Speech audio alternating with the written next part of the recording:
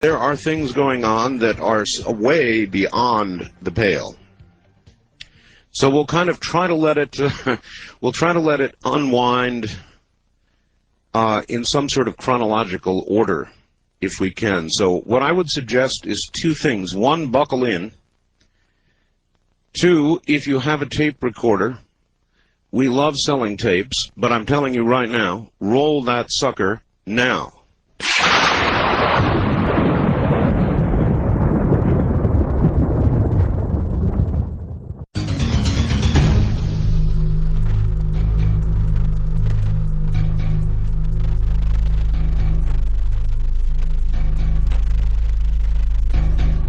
We are about to go to Bill Hamilton, who is a UFO investigator. He captured some of the strange footage that you're now seeing nationwide, strange as that may be, suddenly months after the event, like somebody threw a switch. Here's the quick chronology I've got. June 19th, 1997, about 12:45 p.m. this afternoon. Arizona Governor Fife Symington states he has ordered the Arizona Department of Public Safety to initiate a full investigation of the Phoenix Lights, that's in quotes, event of March 13th, 1997. This event was captured on local TV. The governor's demeanor was dead serious. June 19th, 1997, at 1 o'clock this afternoon, Governor Symington returns to the federal courthouse to continue his trial on federal indictments, fraud, and misrepresentation. June 19th, 1997, about 5 p.m., Governor Symington calls an emergency press conference. Now, this is 4 hours later. An emergency press conference at which he announces there will be no investigation. In other words, he says, the whole subject was just a big joke. The faxer says, I am not able to provide answers that would explain his behavior. I can, however, play connect the dots, Hoagland's game. The thing is, I don't like where the dots logically lead. Let us begin with Bill Hamilton. Bill, welcome to the program. For some reason, I don't see... Oh, there you are. Yes. Bill, welcome to the program. Yes, thank you, Art. You want to tell people a little bit about your background? You're an investigator. You got some of the footage of the incident back on March 13th, correct? Yes, I did. I've been investigating the UFO subject for 21 years now as a field investigator. And on the night of March 13th, I received a phone call from a man named Steve in Ahwatukee, just south of Phoenix, and he had, for the past 3 nights prior to March 13th, he and his family had been seeing some very strange lights and videotaping them, and he asked me to come down and check this out. Right. And I took along my friend Tom King. We went down there, and we took a look at his video. He showed us where he was seeing these lights in the vicinity of the Estrella Mountains, and they reappeared that night at very low elevation below the peaks of the Estrellas, in front of the Estrella Mountains, right over the Gila River Indian Reservation, and a kind of in an almost triangular formation.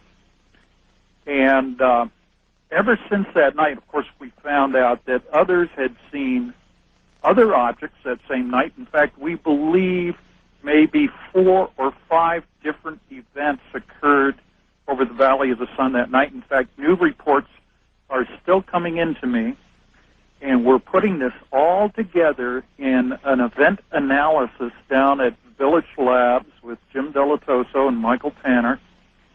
And I saw Mr. Delatoso on CNN. They're running that story every hour. Uh-huh. And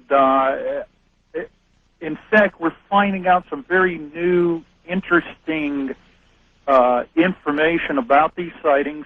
about the path of these objects, that one of these objects, which I believe was a large black triangle, reversed its path somewhere around Tucson. It was seen by some truck drivers driving north on Interstate 10, and their trajectory for that particular object would bring it right across our line of sight that particular night. All right, CNN also has witnesses saying it was not just lights, that they were able to discern indeed a solid object, as you are describing. That's Yes. all over CNN right Yes, now. that is correct. There were some of the witnesses could discern a solid object, especially the triangular object, but there was also an object that resembled, like one witness said, a carpenter's square, Mm-hmm. a boomerang-type shaped object. Boomerang, yes. And All right, so you got the footage. Is that footage that you got generally what is being nationally run all over the place now? our footage is being run, and another man's footage, Mike Kristen's footage, he took videotape from Moon Valley overlooking Phoenix, and that's where you see this arc of lights that appears above the city lights. It's very dramatic footage. Okay. I want to ask you just as an investigator, this occurred back on March 13th, a big one anyway. Yeah. And yesterday, prophetically, after the appearance of Richard Hoagland, and we're going to get to that, USA Today, ABC, NBC, MSNBC, and maybe even CBS, all suddenly, like somebody threw a switch, all went national with this story. Now, that was March 13th. It was March, April, May, June. This is June. It seems beyond the realm of the wildest possibility. I mean, these were prepared pieces that these networks had. They weren't thrown together in seconds. Now, this indicates there is either great management of the news, which is what I'm beginning to believe, and I don't like to believe those kinds of things. Well, Art, what they were doing was they have local teams right here in Phoenix, Yes. and they gathered these witnesses together at various locations, either Yes. at Village Labs or, like this morning, we gathered together at Francis Barwood's house. Yes. And the local team comes in, they do the interviews, they took a copy of my footage, and they transmit it. Yes. And it's there, and it's going to be shown tonight. Yes, I understand all that, but this synchronicity of all the mass media seems beyond a reason and beyond chance. At any rate, you called me earlier this evening. Yes. And relate to the audience, please, what you told me. Just tell them what you told me. Well, I was concerned because I saw this Channel 15 news broadcast earlier this evening with Governor Symington coming on the air, and the newscaster announces that in an unprecedented move, Governor Symington has launched an official investigation into the sightings. Well, that kind of lifted my spirits. Then the governor came on and said, the video that I saw a quick glimpse of was intriguing, so I am going to order a full, investigation of this through DPS, that's the Department of Public Safety. We are going to make all the necessary inquiries, and we're going to get to the bottom of it. We're going to find out if it was a UFO, and he said that very seriously. Okay, this is an exact quote, isn't it? That's an exact quote. Okay. And then a reporter comes on, and he says the governor is holding a press conference right now. That was, I guess, between 5 and 6 o'clock at the Capitol building, and he says that the DPS has turned up startling new information about this case. We will have this for you later. And that's when they had one of the governor's assistants come in. He was all dressed up in this alien costume. And he had a big laugh over like this was just a big joke. Okay, there's one part of the chronology you missed. At about 1 o'clock, Governor Symington went to federal court. Yes, that's true. To continue his trial on federal indictments, fraud and misrepresentation, something having to do with banks or something. And I am trying to find out whether at any time during that appearance in court, the governor went privately to chambers. And I have yet been unable to find out. Returning to the original announcement the governor made, his demeanor was dead serious, wasn't it? In other words, this was not presented originally as a joke. April Fools in March here. No, it wasn't. In fact, he looked like he was interested. He looked like he was serious. I just saw a replay of it. He used some other words in the replay, but they were still serious. So I'm baffled by it, and a lot of other people are baffled by it, and they've issued a phone number to take a poll about people's opinion of what the governor did. And I understand the feedback I've heard so far is that there are a lot of people here in Phoenix that are very irked over what he did. Is the governor, in your opinion, a stable man? Well, I have never seen him behave in this fashion. This seems out of character for him. And I don't know exactly what's going on. We know that the mayor of Phoenix, who is Skip Rimza, has kind of poo-pooed this whole subject. He just kind of ridicules it. Yes, and Francis Barwood along the way. Yeah. Now, we're conducting a serious ongoing investigation. We're talking to, we're having new witnesses come forth who may be a little put off by all of this. We have filed an FOIA request with the FAA, and the request was to seek any and all records, documents, and audio tapes regarding unidentified objects, lights, flares, or any other unusual airborne phenomena in the vicinity of Phoenix on that particular night. All right. Hopefully you'll get some sort of a cogent answer to that. But I wouldn't hold my breath if this is as serious as it would appear to be. Now, you said one other thing when you called me earlier. You said that Phoenix has got FBI crawling all over it. Well, we have a report that there are an unusual number of FBI personnel at a particular downtown hotel. And we are, and I got a report from two sources, so we are sending in somebody who's an investigator to check this out even further to see if we can get an absolute verification on this. I also have, and I hesitate to repeat them. I don't like repeating them, but they make some sort of sense now. I have reports, and I've been getting continuing reports over the Internet and elsewhere, that there are large Army convoys headed for Phoenix. Here's one, for example, that says at dawn on Wednesday, May 28th, a U.S. Army military convoy of more than 100 trucks and other vehicles departed for Phoenix from Fort Huachuca, is it, near Sierra Vista? Huachuca, thank you, near Sierra Vista, Arizona, 70 miles southeast of Tucson. The media were told that, quote, the people have nothing to worry about, end quote, and this high-tech convoy is going to Phoenix for routine communications operations. Were you aware of this report? Yes, I've gotten the same report myself on the Internet, and I'm also checking into that to see, I don't know whether somebody was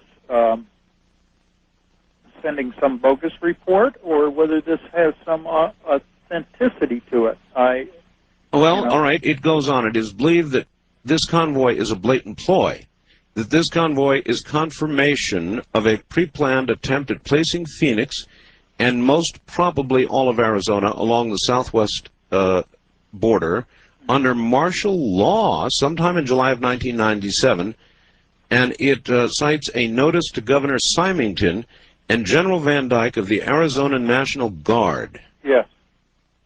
So you're aware of all this? I am aware of that, yes, and I am looking into it further because I believe Francis also has the same report. because I talked to her about it this morning. All right. Do you have any sense? Does all of this have any meaning for you? Are you able to use a Hoaglandism, connect any dots here? Do you have the slightest idea what the hell is going on? Well, Art, all I can say is at this point in time, I'm looking into it. I don't know what's going on, and this is very bizarre, very strange activity that's going on. We're still getting sighting reports. I had a phone call tonight of something seen Monday night. So the sightings are continuing. They're not on such a large scale as on the 13th, but we have been getting reports since March 13th about military convoys. In fact, 1 week after March 13th, I heard there was a military convoy moving along McDowell Road down here in Phoenix, and witnesses talked to me about it. I heard that, and here's a very strange thing. Bill, real quick, because we're out of time here. Okay. F-16 supposedly didn't go up that particular night. Now Yes. Lieutenant Colonel Hauser is saying F-16s were in the air, What? but they didn't chase the UFOs. But they... So, First they said flares, now they say there were no flares in the sky that night, right, and there was no operation going on in the sky that night. right. We're not getting any stories straight. Bill, let's stay in touch. Thank you very much. Okay, Art. All right, that's Bill Hamilton, folks. Now, the mystery deepens, and we go to Frances Barwood, Councilwoman on the Phoenix City Council. Frances. How are you? Confused? Well, we've got to stop meeting like this, Art. I understand you were on CBS's morning program and also on ABC's Good Morning America. Is that right? Well, no, it was CBS this morning, and then this evening is hard copy. Hard copy. But then some of the others have been on the other show. So it's been kind of, this has been one of the most interesting days that I've had. Okay. Let me read you yet another fax I've got that will set this up. At 12:30 this afternoon, the governor of Arizona called a press conference, said that he's going to call for an official investigation of the lights over Phoenix, said that he was going to get to the bottom of it since it's now making a stir in the media nationwide. At 5 o'clock, he called another conference. This time he said it was all a joke and that the press is taking all of this too seriously. At the conference, he had someone who was all dressed up as an alien. And the faxer simply says, Francis, who in the hell got to him in that 5-hour period? Well, that's kind of an interesting question. I'll tell you, I started getting phone calls a little bit after the press conference, which was carried live on the TV stations, because apparently everybody thought that something had really occurred that he found out about. And the people that started calling me were very upset when they realized it was a joke. And you're in politics, Francis. Yes. He's in politics, and you know Governor Symington's history probably better than the rest of us. How would you characterize this man? Is this a man who would do what he did today? this is really quite out of character for Fife. I've known him for a while. And he is just a kind of a common sense and logic type person.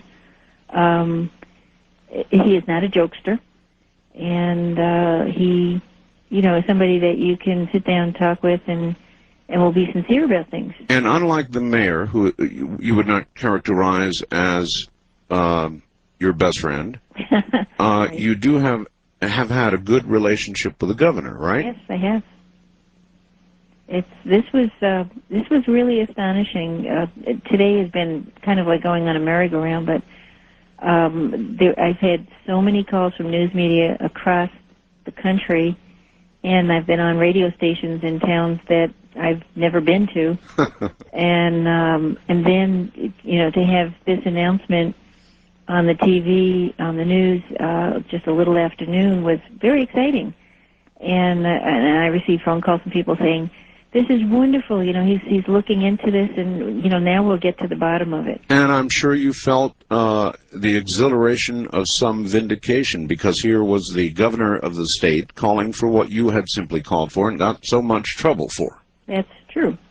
And it was, you know, one of the things that I said was, you know, well, I guess he's really, you know, not afraid, because it seems like everybody else is afraid to deal with this.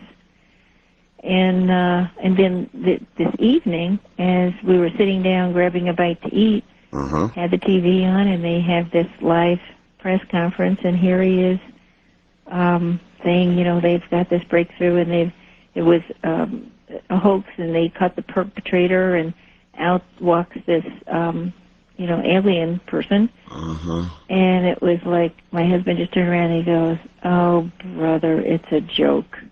And it's kind of the feeling, you know, it's like, how can you joke about something that so many people feel so serious about and are so curious about, whether they've seen it or didn't see it? They know that something happened that night. Okay, I sat and I tried to imagine why the governor, assuming he's stable, would do such a thing, and the only thing I could come up with is he is under federal indictment. Is that correct? That's correct. And in fact made a court appearance. Could it be, Francis, that noting the national publicity surrounding this, and knowing that the Phoenix, in fact Arizona media, if not national, would possibly be reporting on his court appearance, that he could somehow divert the media attention from that court appearance? In other words, could that be a motivation? Well, he's been in court for, I think, about 2 weeks now. And it's been every day, you know, morning session, afternoon session. And it's 23 counts that he's been indicted for. So there's nothing particularly unusual about this day. It was not a day of some resolution or announcement or finality or something. No, and as a matter of fact, the lunch press conference that he had was about another subject, and this was kind of a side issue. And he just said, you know, oh, and by the way, we're going to be looking into these lights that were over the valley. And it was, you know, I mean, wow, you know, everybody was like really excited. And then by 5 o'clock, it was, you know, obvious that he had totally changed.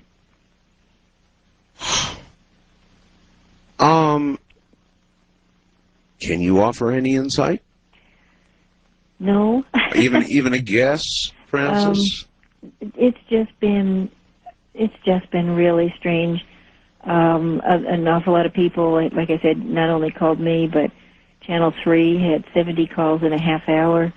KFYI, which is a station we get you on, right, it was, you know, getting so many calls, it was just nonstop. And I talked to some of the other radio stations, and they, I mean, some of the reporters were very upset, and they said that, you know, they've been just getting calls in, and people are very angry. With regard to the original news conference, the media took it absolutely seriously. In other words, there was no wink and a nod or a little suggestion of a possible joke, so the media reported it as a very serious matter, didn't they? Right.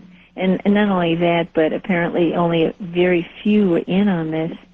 It was his chief of staff, his, I think, press secretary, and 2 people from DPS, and the rest of his staff and the rest of DPS did not know about it at all. And they had taken this also very seriously. And on television tonight, they said that there were several people in DPS who are very angry that, you know, they wasted their time and effort thinking that they were going to be investigating this, and then to have it be just a joke. Can you confirm that even the tight circle around the governor knew that the original announcement was a joke? Well, I had called the governor's office right after the noon announcement, and I do speak to his secretary on, I would say a couple of times a month. So in other words, right after the announcement, you got to speak to his secretary. Right. And Right, so she would have known. I would have thought so. And she said to me, I said, I heard the announcement, and I am really proud of the governor for doing this. And I said, can I talk to him? And she said, oh, well, he's back in court this afternoon. And I said, this is great. Can you have him call me? And she said, well, he'll be out at around a little bit before 5. I'll have him call you as soon as he's out of court. Okay. And I said, that's great. I really want to tell him that I appreciate that he's kind of stuck his neck out and, he's going to go ahead with this. And I said, how are things? And she said, this place down here it's like a zoo. She goes, I don't know what the heck is going on, but it's just real active.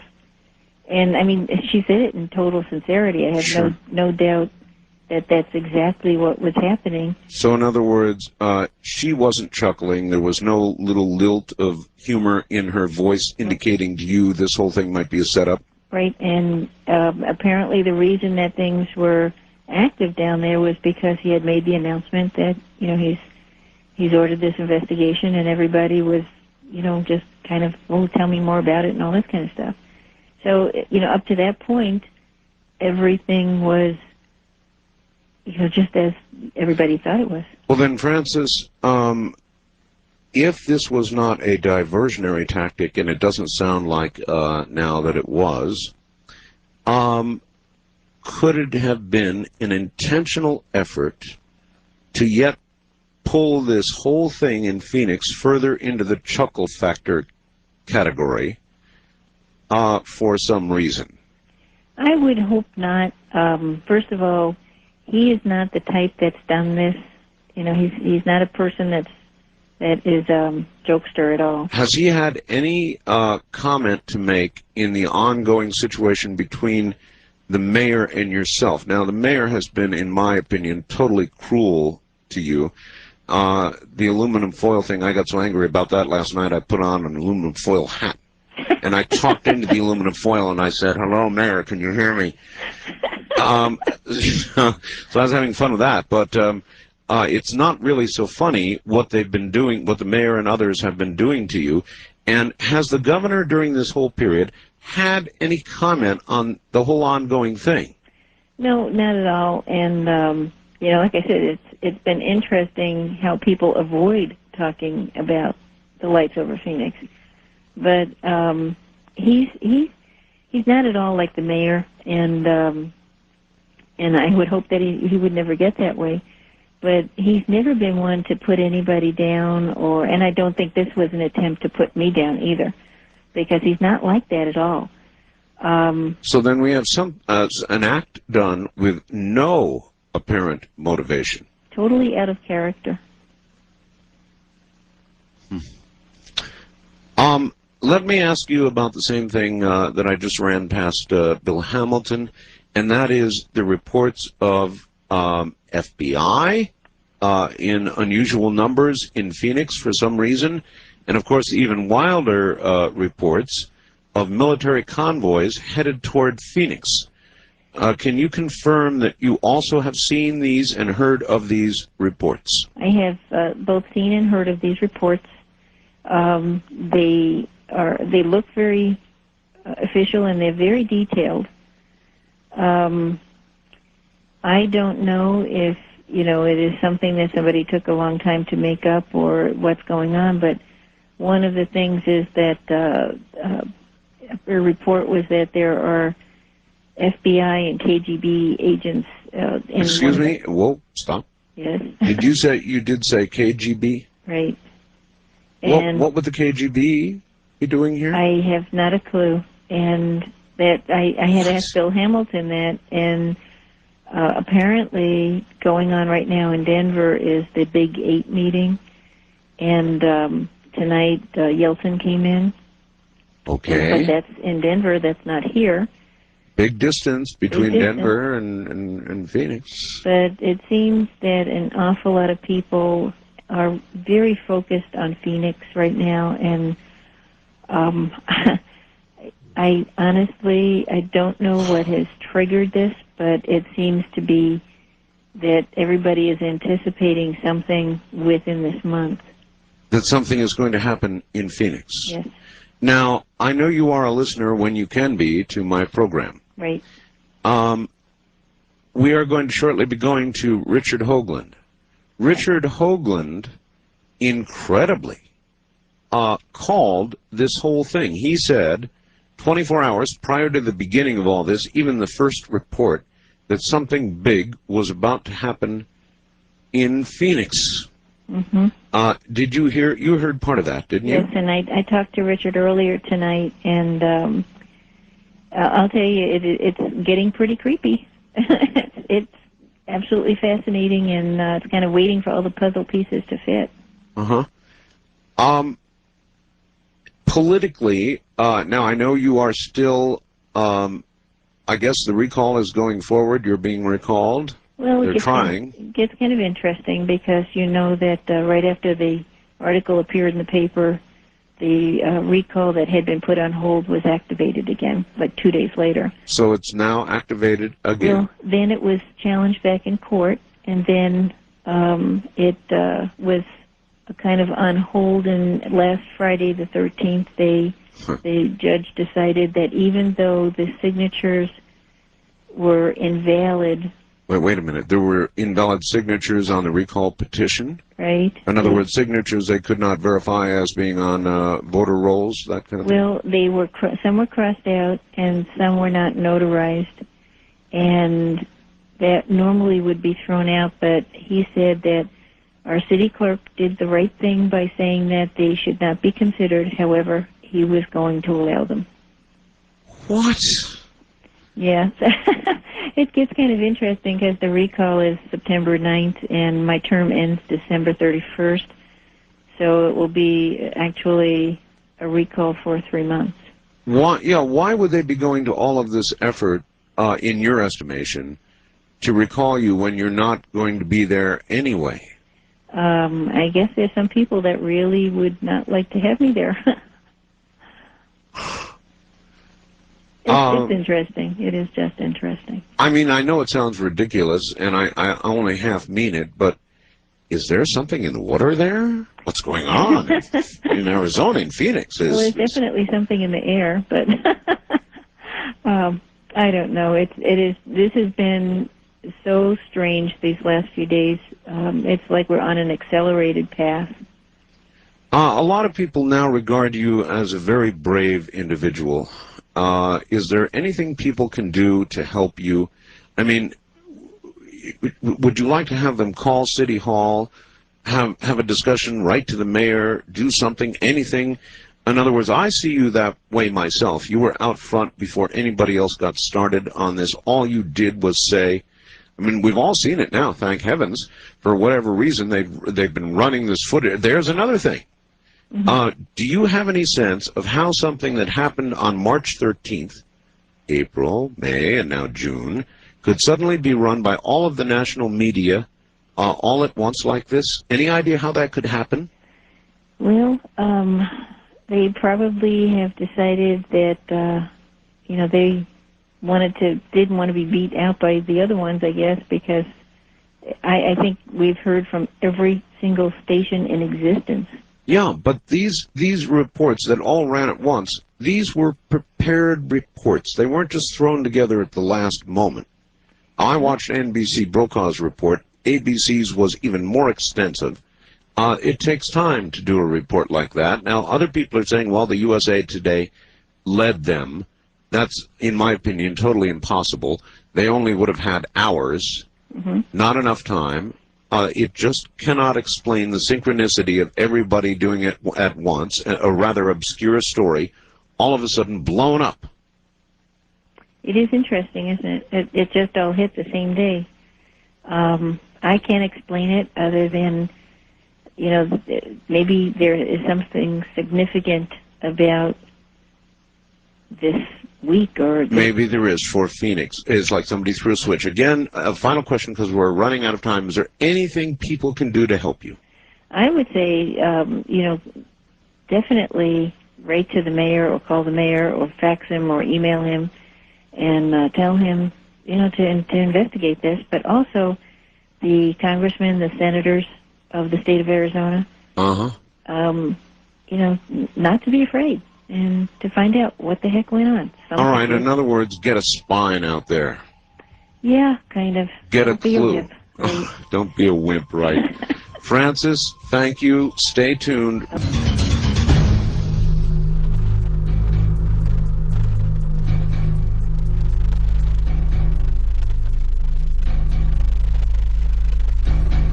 By the way, I would like to again stress on behalf of Councilwoman Frances Barwood, who has been fantastic through all of this and merely requested an investigation in the beginning, that all of you flood City Hall with requests that the investigation actually be conducted and that they lay off Frances Barwood. On her behalf, I would like to request that you do that wherever you are in the nation. If you have seen the lights with your own eyes, seen the light, so to speak, then would you not, if you were in Phoenix, want that investigated? All right, now we move to the man who 24 hours before all of this began appeared to call it as a psychic would call something. Now, he, of course, is going to object to that because he says there is pure science behind how he knew what was about to happen. And by the way, he thinks he knows more of what's going to happen. Richard C. Hoagland. But the following facts, and probably should set things up fairly well. It comes from, I think, Dean in Honolulu, Hawaii. Art.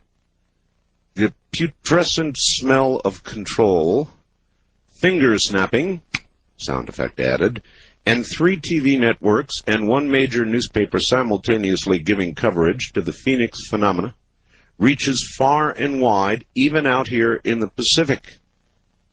And that Richard Hoagland called the shot based on his tetrahedral physics is even more odorous. It is blatantly clear that there is an ongoing attempt by the unseen to control social opinion and focus. You pointed out the odds of such simultaneous occurrences are minuscule. I did indeed. But what may not have occurred to you is that Hoagland, and then in parentheses, Hoaxland, may in fact be part of the agenda machine, the convoluted path by which he arrives at his conclusions, which become predictions, also defy all odds. Further, his methods go against all reason. That is, good science chooses and tests the simplest models of reality, not the most convoluted. Eyes smell a rat, and the rat extends beyond the unseen agenda machine. Here is, if I can punch the right button, Richard C. Hoagland. Richard. Good morning, Art. Good morning. I did not expect to have you back on the air so soon. Neither did I. But events are as they are, Richard. I'm going to have to ask you to do what you usually don't do, and that is we have a lot of news. And first, though, I think for the sake of continuity, you should try and explain to the audience, if that is possible for you, the shortest version possible of how you possibly arrived at what this faxer accuses you of, arriving at a conclusion that you could not possibly, in his opinion, have arrived at. So try and explain to the audience how you got to where you got to. Well, I had a call this afternoon from the Arizona Republic, and I hope the reporter is listening because I'm going to try to do it briefly one more time. All right. I sent that call to you. Thank you. This is science. This is not magic. This is not channeling. This is not, I am not part of the C word. I am not part of any conspiracy. What I find sad in Frank's, communication is the idea that in this culture, the only way you can know something's going to happen is if you're in on it. If you have a deep throat, if you have a source, if you have some inside information, insider trading. Right. That good old-fashioned thinking is passé. That we are somehow slaves to an authoritarian pyramid where the only way you can ever know something is if somebody who knows more than you do tells you. Yes. And what I've been saying consistently from the beginning for 15 years and in the last several years when we've been doing the show is that I have a radically different, rather remarkably, unique approach, which is, why don't we try to figure it out ourselves? And in excruciating detail sometimes on your show particularly, I have laid out the process whereby I have arrived at certain conclusions, and I did the other night. Now, if Frank can't follow, if he doesn't get Redshift and run the numbers, I've given sources, references. The qualitative torturous route is relative, and I'm using that as a pun. All right, give us relativity. Let me finish it. Okay. Relativity, Einsteinian relativity, is not logical. It cannot be arrived at by just anybody. Albert Einstein arrived at relativity by an extraordinarily torturous route. Yet it is now accepted as science, as fact, as the way the universe works, not because of the route by which he arrived at it, but because of the experiments that proved he was probably right. So in other words, even if I had Einstein here explaining it all, I'd be getting faxes saying, damn it, tell Albert to get to the point. Well, you'd have faxes saying that, oh no, it goes against common sense, it violates Occam's razor. That's what this gentleman is referring to. Yes, uh-huh. And this is a fallacious myth about science, because a lot of what we believe now in science is not the simplest explanation. It is the correct explanation. Now, how do we know it's correct? Because it predicts. This idea that only the simplest theory is the correct one is totally off the beam. If I were to take the entire evening, I could go through discovery after discovery, I know, where in fact it is not a simple explanation that has turned out to be right by the criteria of a successful set of predictions. It's a much more interesting and complicated view of reality. So this is not simplistic, and I'm going to obviously cut corners in trying to do this simply. Please. And what I did for the reporter was to say it the following way. We have on the table a certain database. We have a set of landings on the moon and other planets, particularly Mars, at a certain set of coordinates at a certain time. That's part of the public record. You cannot argue with them. And what we simply did was to take that factual database and plug it into a well-known computer program called Redshift, which allows us to do not only simulations of the sky as seen from any spot on Earth, but from any spot on the moon and on Mars. Okay. It's the only program I know that's available for, under $100 that can do that. By the way, thank you for the present. I have yet to load it into the computer, but I have Redshift too. Thank you. You're quite welcome, and happy birthday once again. So what we did was we simply put in the best available coordinates and times as derived from official records, most of which came from NASA themselves. Right. In particular, one source from the U.S. Geological Survey, Don Wilhelm, who wrote a brilliant book called To a Rocky Moon, published by the University of Arizona in 1994. And when we put these numbers into the computer, basically Greenwich time, latitude, longitude, and looked at the sky, nothing more complicated, we saw a stunning recurring pattern. And science begins in patterns. Correct. And the pattern was Osiris and Sirius, and also Leo, which is connected. And it, obviously, for someone who's a generalist like myself, who knows, on a first-name basis, people like Graham Hancock and Robert Bivol and John West and many others who have labored in the vineyards, and who knows a little bit about Egyptian mythology, it didn't take a rocket scientist, which I'm not, to realize that what I was seeing was a stunningly Egyptian pattern. And the capper was when I rediscovered, through Ken Johnston's private archive, the mission patch of Apollo itself, which featured Orion. We went to the moon under the banner of Orion. Boiled down, information from Egypt has been driving NASA's agenda when they launch, when they land, where they land, the whole thing, for years and years and years. Is that about correct? For both manned and unmanned missions, and we now have database extending from the moon to Mars.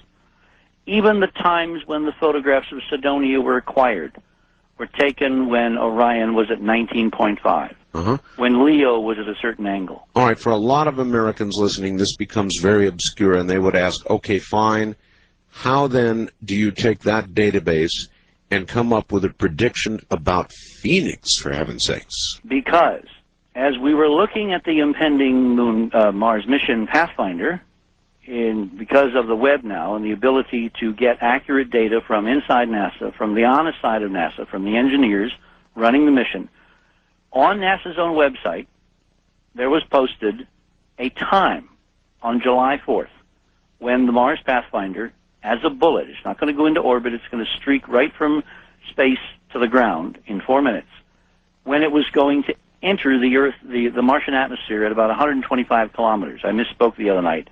It's very high in the atmosphere when the entry into the air of Mars begins. Okay.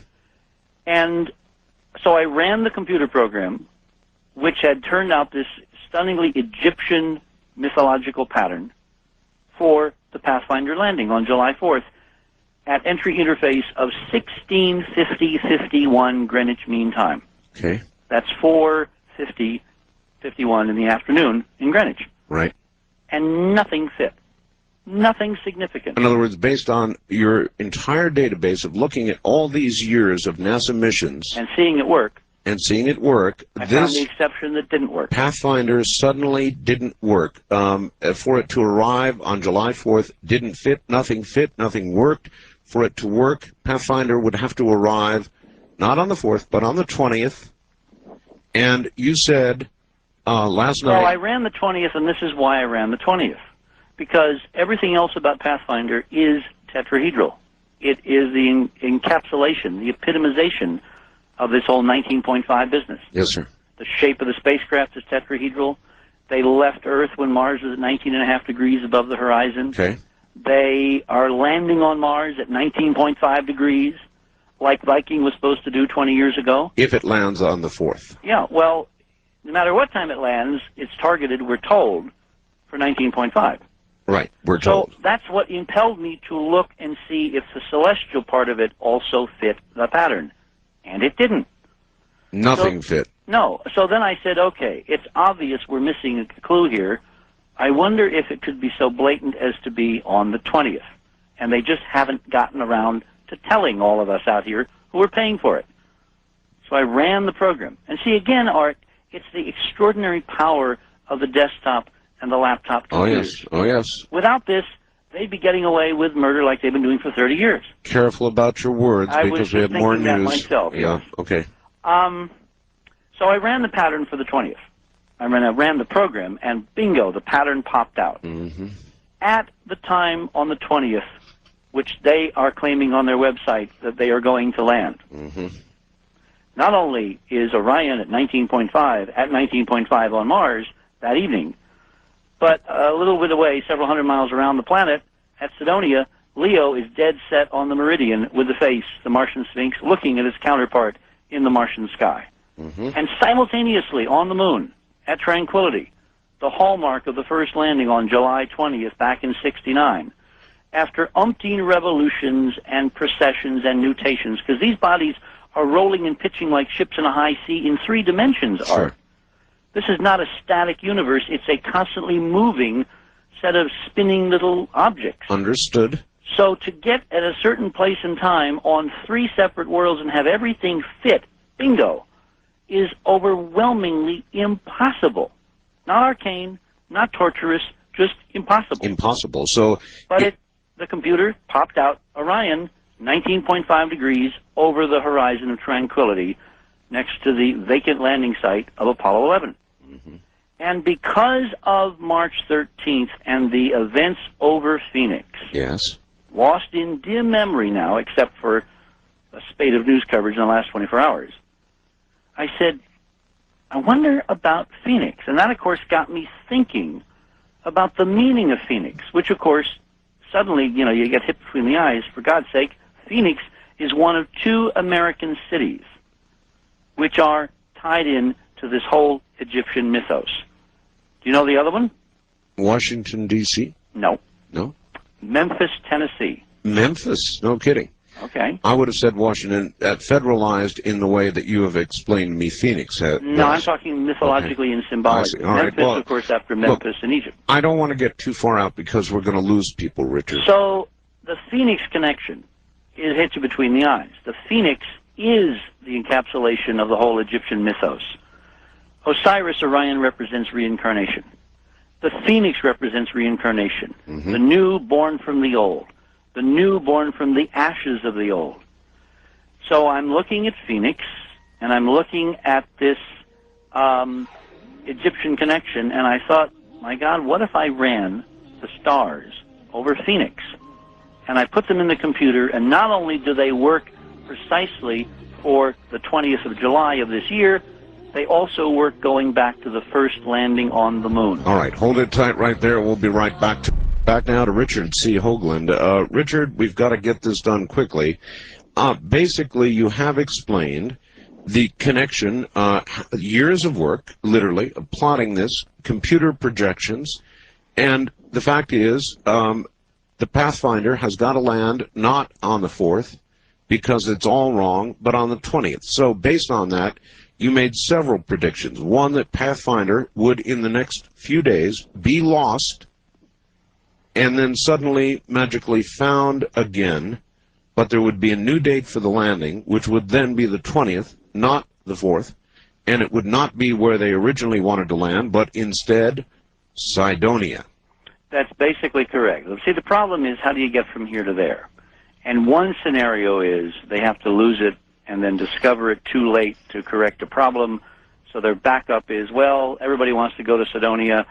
Donna Shirley, who's the program manager at JPL, said at the launch that even if we just get it down there, it's a success. So politically, that appeared to be a reasonable scenario to satisfy the numbers, the pattern.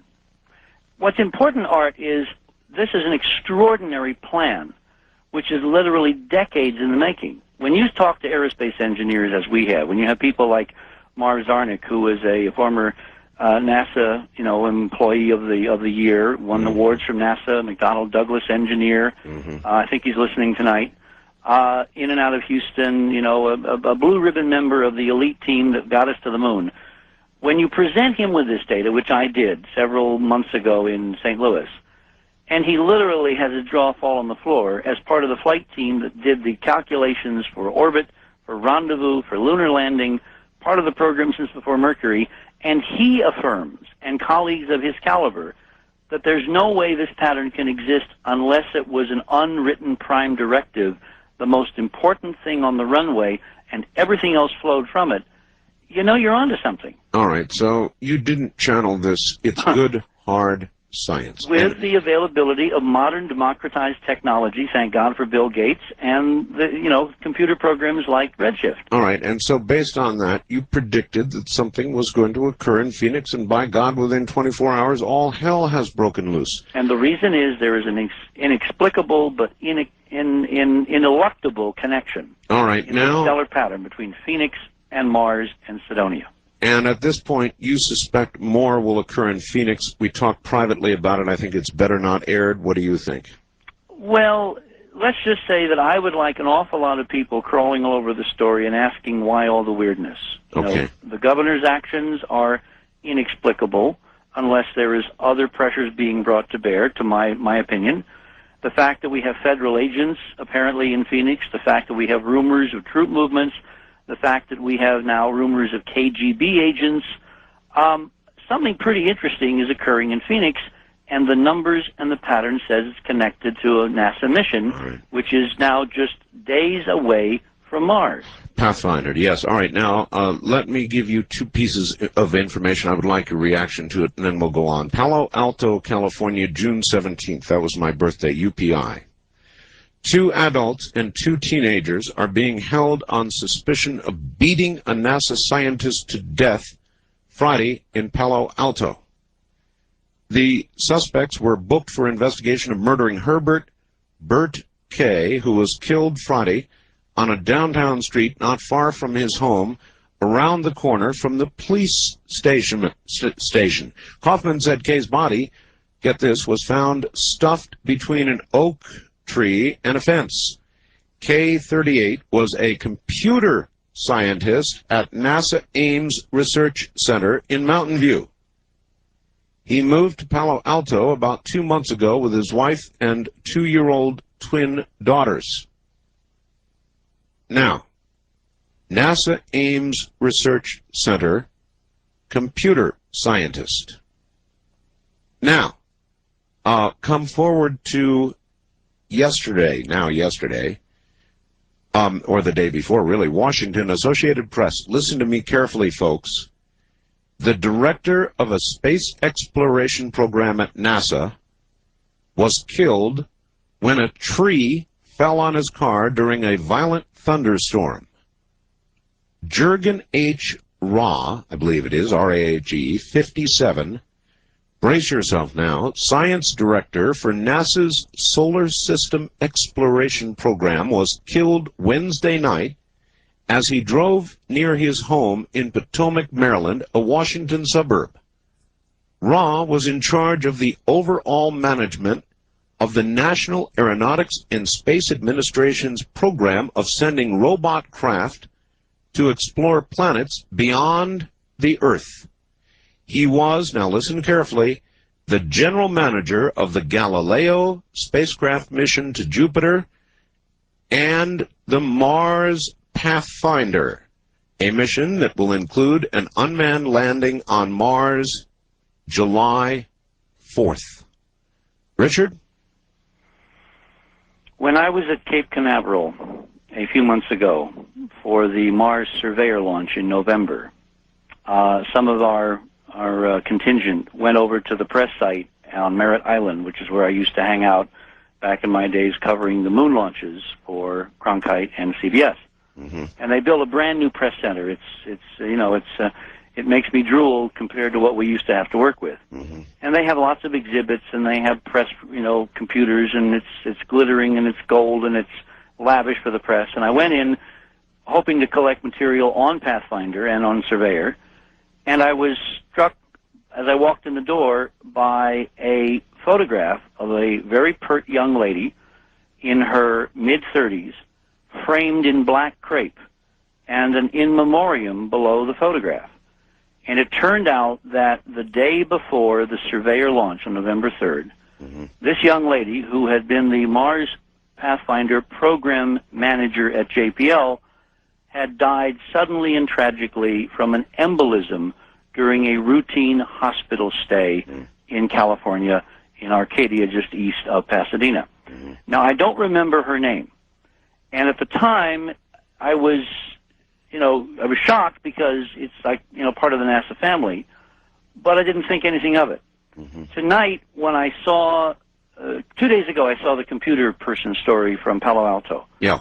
Then I got to thinking about this hard, and obviously I didn't want to leap to any conclusions. The audience should know the final data has just been uploaded to Pathfinder, the computer data. In other words, it has received its final instructions. When was that sent, Richard? Early this morning on the 19th. As I told you 2 days ago, this was we calculated the last time, 5 days before the actual burn on the 24th, when the spacecraft could receive the instructions loaded in the computer for autonomous function. So if it's going to disappear anytime between now and the 24th, it could carry out its instructions completely cut off from all ground command. All right, now we have a computer scientist killed. Now, what one could imagine... And he is definitely murdered. We have an apparent accident in Washington 24 hours later. Well, one at a time. The guy murdered is a computer scientist. At NASA Ames, which is part of the targeting and control instructions for the Pathfinder. So, in other words, he would have been part of the team that sent the instructions to Pathfinder, the final instructions. Exactly. Correct? Okay, we'll leave that alone now. I think the audience understands the implication there. Now, the gentleman... Not the allegation, just the implication. Now, let's move forward. Now we've got the guy in charge of Mars Pathfinder. The whole Solar System Exploration Program. A tree fell on his car and killed him. Now, think of the sequence. We did our program on Tuesday night, Wednesday morning. Right. This occurs less than 12 hours later. That's right. If someone in a position of authority quietly began asking questions based on information that we were providing, Yes. one can again draw very disturbing conclusions. I was not there. I don't know if a tree did fall on him. The police in California on the murder are not answering any questions as to motives or any other details. In fact, they're dead quiet about it right now. Which is interesting.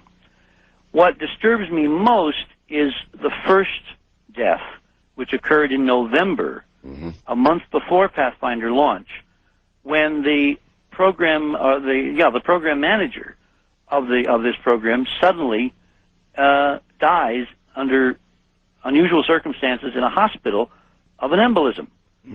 Now, when you look at the NASA family, which is 21,000 people and falling, and you look at the much tinier Pathfinder family within that NASA community of tops maybe a couple of hundred people, having 3 people die within a few months under strange circumstances, all associated, key people with responsibilities and managerial and expert positions who could know something if there was something to know, I think borders on incredible and needs an investigation, given what the numbers say, what the pattern says, and what's going on currently around Phoenix.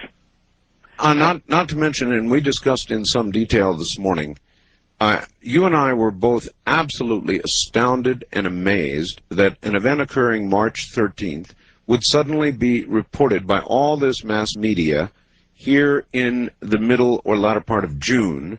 It seems unreasonable beyond all expectations, and yet it occurred. Now, well, there's no triggering event. No, there's no big UFO thing that's appeared over here, New York, let's say, or over Washington, to where they haul out from the file the latest previous city which had something. Roswell is not yet really cranked up, so there's no reason for them to have done this. Now, we discussed triggering events. For example, the USA Today, you told me, decided about 10 o'clock that night they were going to run the story. I have a source who called USA Today in Washington. Right. And contacted an editor yesterday. Right. And asked point blank, why did you run the story? Right. And he said that his editor, his senior editor, came in at 10 o'clock Pacific time, which is when you go on the air, and said abruptly, we're changing the front page and we're going to put this story from Phoenix inside, basically stop the presses. All right. The USA Today newspaper is a good newspaper, but it is not of the caliber of the Washington Post or the New York Times, which one could imagine would drive the network's agenda to follow themselves with a story. Plus the fact that the networks ran stories that obviously had been prepared in advance. Having worked with Cronkite, I can tell you how much effort it goes in to prepare the caliber of stories we saw on Brokaw and Jennings that night. And you don't do it in a couple hours. And continue to run, by the way, to this very hour on CNN, hour after hour after hour.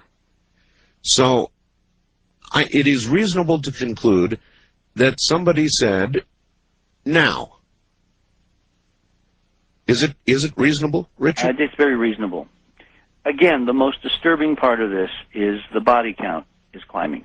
And I have a very simple recommendation, which I hope America is going to listen very carefully to and please follow. Frances Barwood said last night, she affirmed that Ted Koppel is seriously considering an investigation of the Phoenix Lights. Yes. I would like the Art Bell audience, which has come through before and has made a difference with AP and others, to simply fax Ted Koppel. He is having a production meeting tomorrow, my sources told me about an hour and a half ago, on this specific subject. If you were to fax him, and I will give out 2 fax numbers, and they're on our website at enterprisemission.com. All right. If interested people who would like to get to the bottom of this, I don't frankly trust faxes going to the City Council of Phoenix because there is obviously a cover-up going on. I'm just trying to help her out politically. Frances is alone. Yeah. She is a pioneer standing alone. Right. But Ted Koppel can't be bought.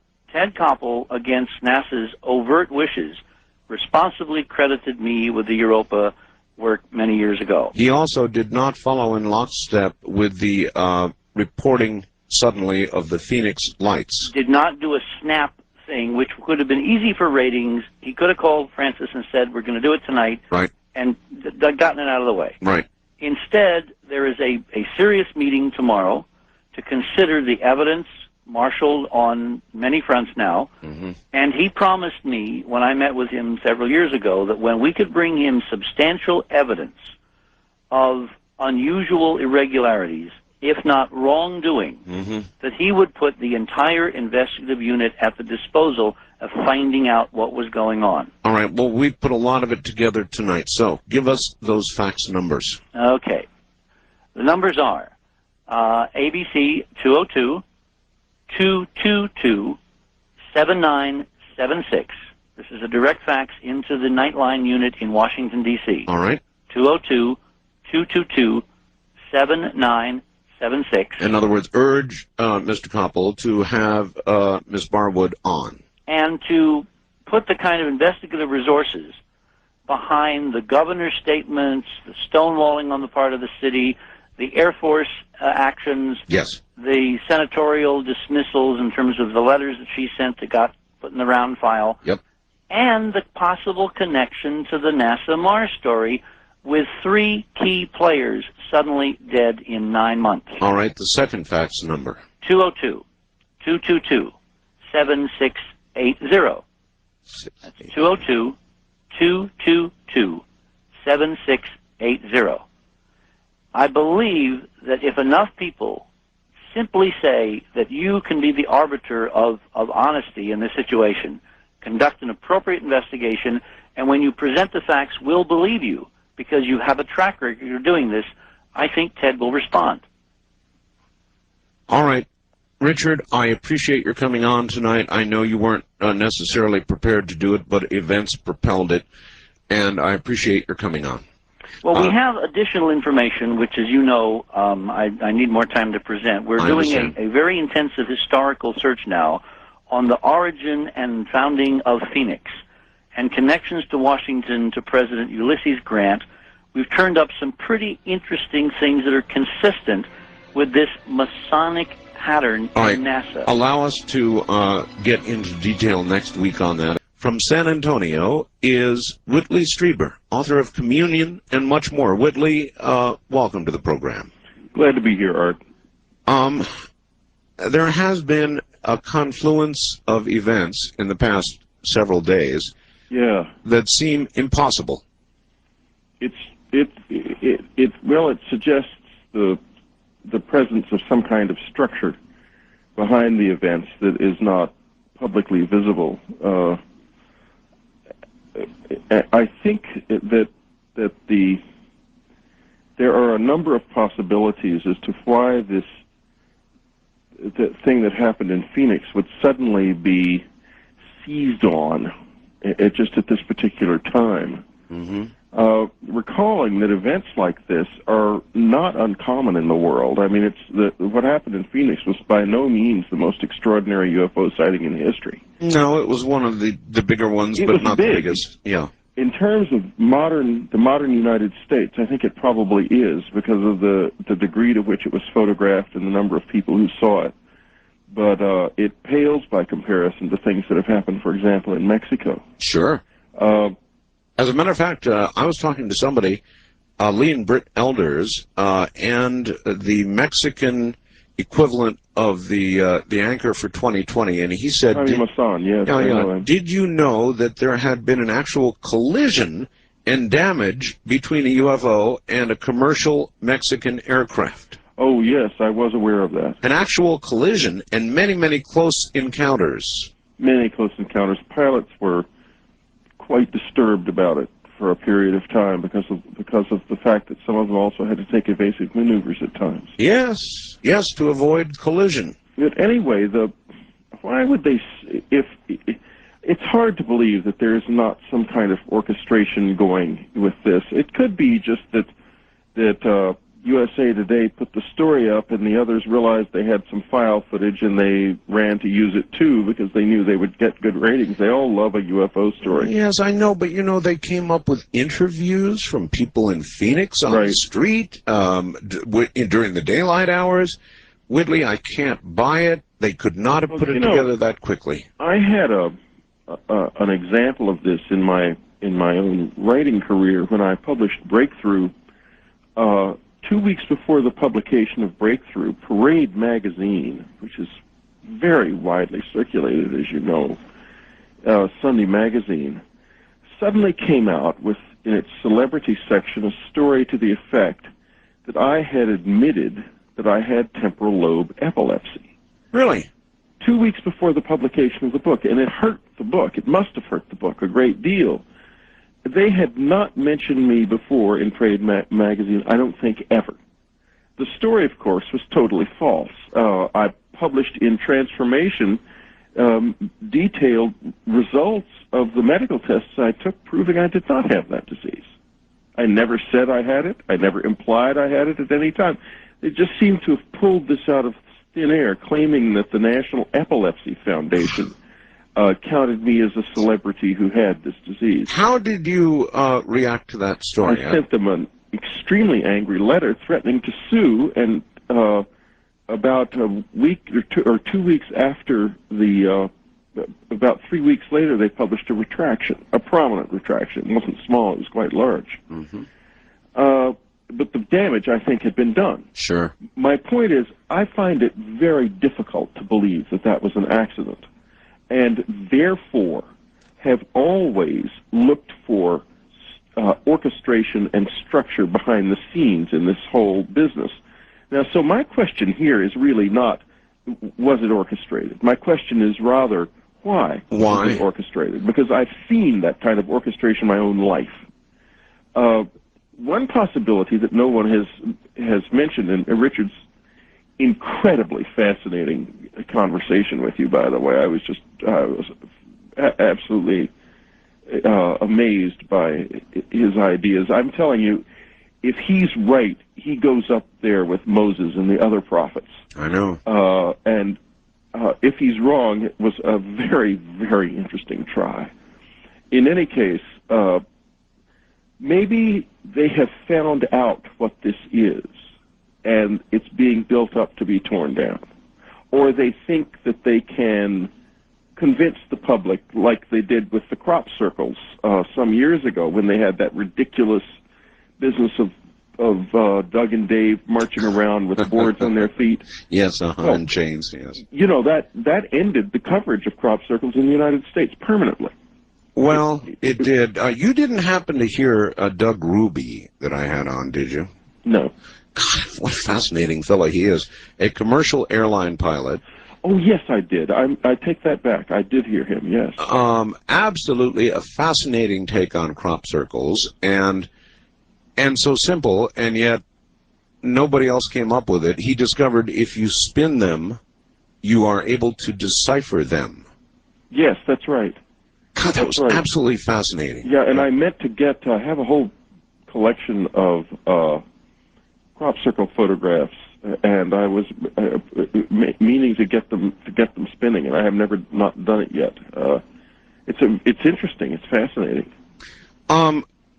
Again, referencing the deaths, one obviously a murder of a NASA scientist, computer scientist, and the other ostensibly said to be an accident with a tree falling on the fellow who had overall management responsibility for Mars Pathfinder and more, all robot craft exploring beyond Earth. If you imagine the worst, Whitley, it's enough to reduce you to tears. Could it be? Well, obviously, it's possible that there is somebody here who does not want us to understand who they are and what they're doing. In which case, we would then view the efforts that are made to get the sort of halting efforts that are made to reveal things, such as what I think is going to happen shortly with regard to Roswell and some more Air Force disclosures. Yeah, we're going to get, well, wait till you folks hear what's going on with Roswell. Yeah, get ready to drop your teeth. Yeah, drop. Anyway, it can be read as an attempt on the part of a trapped government to squeeze what information it can out. It can also be read as an attempt on the part of a government which has mishandled something very important quite badly to keep a cap on things. The point is that there's lots of different ways of looking at every one of these issues, and it's important not to close the door because so much of this is in question. Like, for example, we don't actually have any idea what a UFO is. We all assume they must be alien spacecraft, but who knows? We actually don't know at all. That's right. We don't know what the close encounter experience is, or even if the two things are related. We're really in the dark about all of this. And it's another reason, by the way, why if this does represent some sort of misshapen official attempt to handle the whole thing, it shows that we have no idea how to handle something like this. I mean, I'm referring to the sudden explosion of interest months after the events and the ridiculous posturing by the governor and on, and it seems like a display of extraordinary incompetence to suddenly have what is, after all, old news appear on the TV to the point where friends who are unconnected with this were calling me all day and talking about the sightings that happened in Phoenix yesterday. I know. Right. It's impossible. I consider it to be impossible.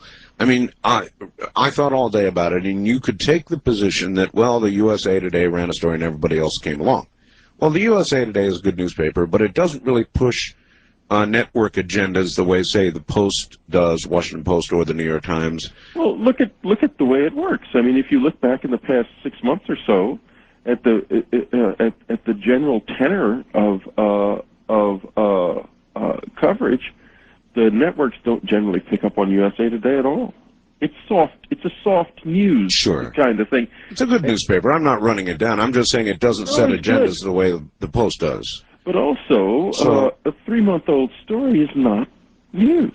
It's not news, except that it is suddenly. And so I am convinced, and again, when you begin sort of ruminating about the implications of this kind of managed news, it's, again, almost enough to reduce you to tears because we're supposed to have a free, open press. Well, it suggests orchestration by powers that are able to supersede that freedom, quite clearly. Now, I watched during the Rancho Santa Fe business the way the press handled things, and I learned, Whitley, that the press will tell a story the way they want to tell it, and God help anybody who gets in the way with facts. They don't want to hear them. No. If it spoils the way they want to tell the story, they will roundly ignore any fact that gets in the way. That's bad enough, but to imagine that there's somebody out there capable of snapping their fingers and causing coverage for some as yet unknown reason of an event in Phoenix is just, it's horrendous, and yet I cannot come to any other conclusion. I can't. There was no triggering event, except maybe Roswell, but I mean, we're not there yet. And no, we're not there just yet, but we're getting there. And there's a story in Time magazine about Roswell, and there's been some coverage in the New York Times about it, and I think that there's probably a substantial number of people in the media who would like to use public interest in the Roswell incident to bring closure to the whole UFO issue, to end it, to the same way the crop circles were ended. Well, if they're trying to end it with what we're about to explain to the audience, then it's interesting. Isn't it? The thing is. All right, look, hold it right there, Whitley. Okay. When we come back, let's tell them what the Air Force is about to say, third time around now, about Roswell. Get ready, folks. As he said, your teeth will drop out if they're capable of doing that, maybe even if they aren't. Look, we're about to tell you what's occurred in Roswell, but again, here comes a fax from Carol in Mesa.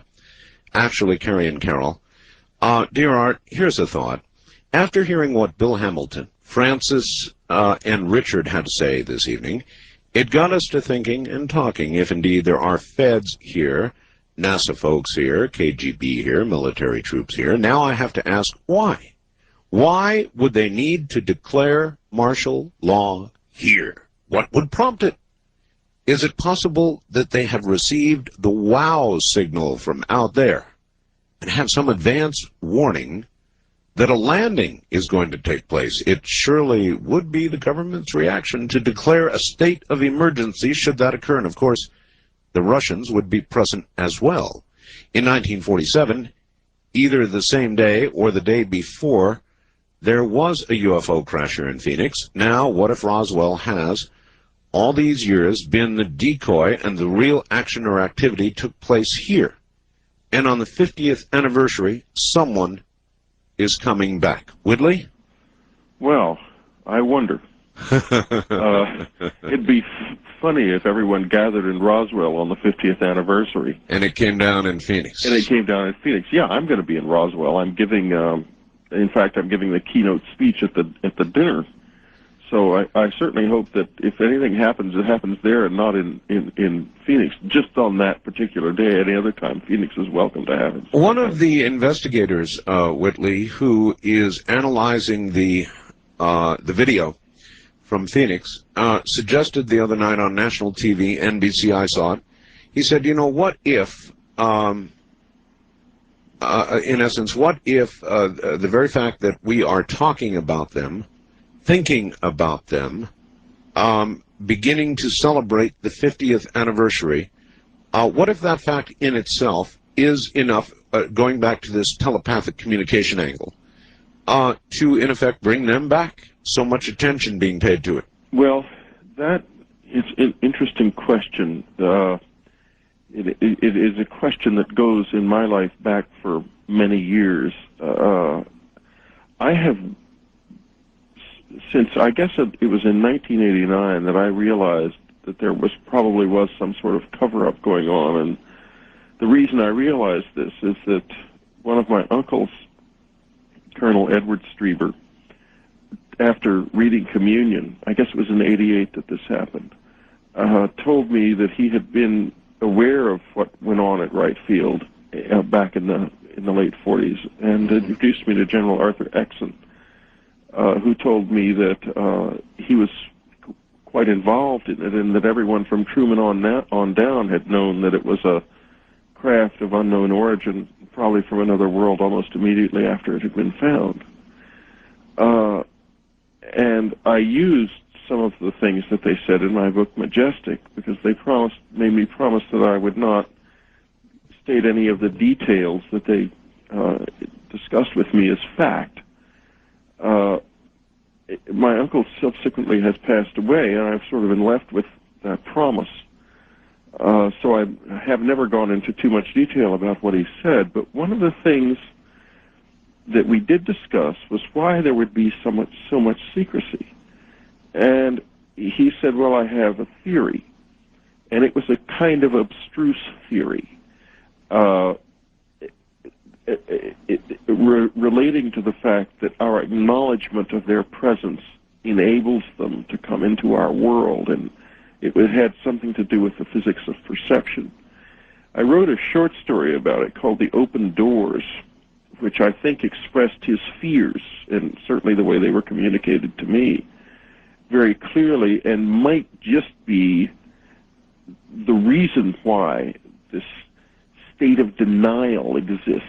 I mean, to the point where when we begin to talk about the latest Roswell thing, it's going to be quite clear that they are willing to go to almost comical lengths to continue this denial, even far beyond the point where it makes any sense. Comical is right. All right, yeah. Let's do it. Now, the history is something crashes in 1947 in Roswell. We have many witnesses documenting that it was not a weather balloon. Jesse Marcel, Major, who would be well familiar with what a balloon was and wasn't. And a radar target. Yeah. It was originally thought to be a radar target. Right. So Raven then on. the famous picture of Major Marcel apparently being forced to hold up a little balloon and say, here it is. It wasn't a saucer, it was a balloon. Well, it was a radar card. It was a piece of tinfoil. Tinfoil, yes. So then many years go by, and we finally, while the public is suspicious, knowing that it was not a balloon, thinking it was not a balloon all the time, 1994 arrives. The Air Force announces, well, okay, folks, it's true. We lied to you originally, and that it was not a balloon. It was what we called a balloon train, which ostensibly was put up to detect Russian nuclear testing, should it have occurred. And so we lied, but here's the real truth. It's a different kind of balloon. Now, pending the 50th anniversary coming up in July of Roswell, we are now about to get yet another explanation from the Air Force. Do you want to tell everybody what they're going to say? Well, whether they'll say this or not, I don't know. But this is certainly is the rumor, and it was more than a rumor on KSAT TV here in San Antonio night before last when the story was broken. But they haven't published anything yet. It could be that this has been leaked to see whether or not it has any chance of being accepted. And if that's the case, then we'll never see it. But right now, what it appears is this. They're going to claim that it was a craft, that it was a lifting body that had been designed by two men, the Horton brothers, who were extraordinary airframe designers from Germany who had been brought over here after the war, and that this lifting body contained either a dummy or dummies or a pilot. I'm not sure what they'll ultimately. I've heard more than one story about that. Whitley, what do they mean when they say a lifting body? A body which can essentially what they're talking about is a very, very good glider, to make it simple. Oh, okay. That this body would be raised on a balloon train again, yes, to a high altitude, and then floated over the Soviet Union, then released, where it would presumably do reconnaissance and glide off of Soviet territory before coming to a stop. Now, from the scientific standpoint, even if you're not a scientist, the story is laughable. I'll tell you why it's laughable. The rotational winds of this planet, the idea was that the thing had been released from White Sands and it crashed. And that's what this was all about, that there was a craft, and the craft that crashed was this thing. If it had been released from White Sands into the upper atmosphere, which always flows in the same direction from west to east, it's rotationally driven and retarded by the counter-rotation of the moon in the opposite direction. A fact that was as well known then as it is today. It's not been a secret for quite a long time how the upper atmosphere works. Mm-hmm.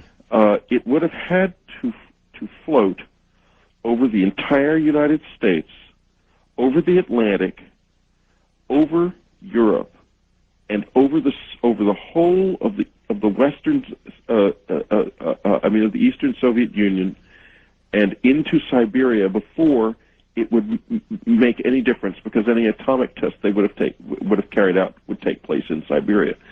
In other words, it would have had to fly farther than a manned balloon has yet gone.